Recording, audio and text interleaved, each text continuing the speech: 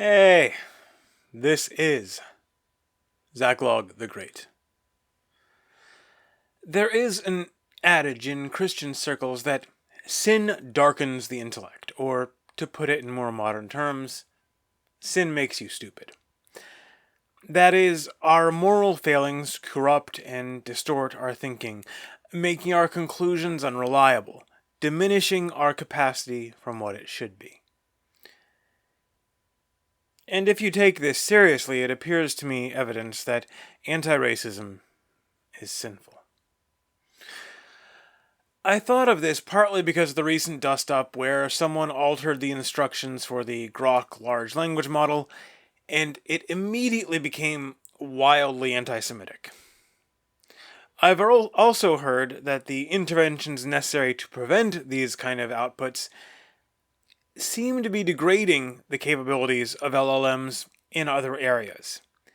You can't just tell them, don't think or talk about topic X, and leave their other reasoning intact.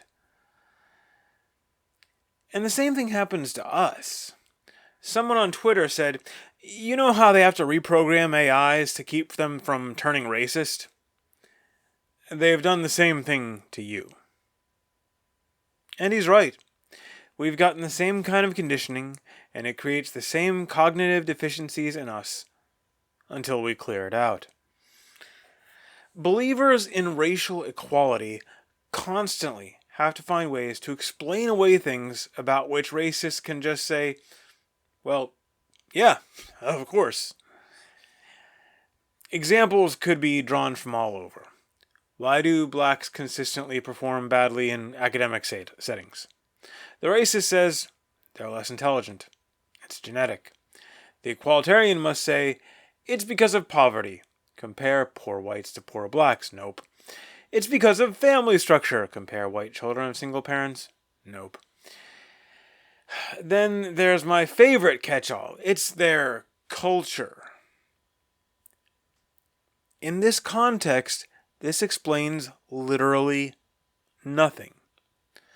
Culture is not bestowed upon people by outside forces. It is created by those people.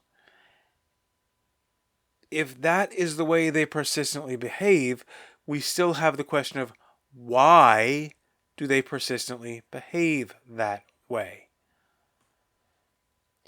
It's not exactly the same, but on a related note, those who favor mass immigration must explain how the price of labor, that is, wages, is magically immune to the laws of supply and demand, and importing millions of foreign workers will not depress Americans' wages in the slightest.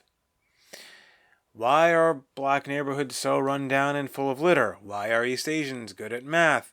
Why are blacks unable to comply with basic behavioral standards like punctuality or keeping their voices down in public spaces? Over and over again, equalitarians have to either deliberately not notice these things or come up with increasingly elaborate explanations about why things are not really as they appear.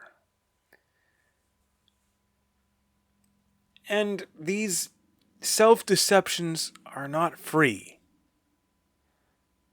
They cost mental energy.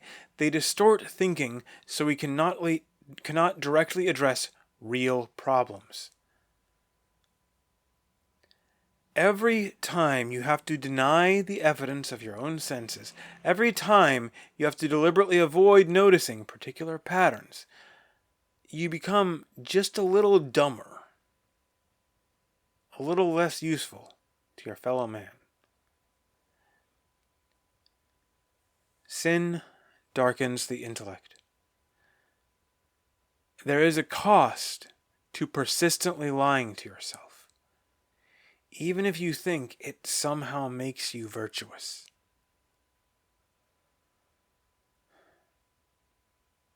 God be with you.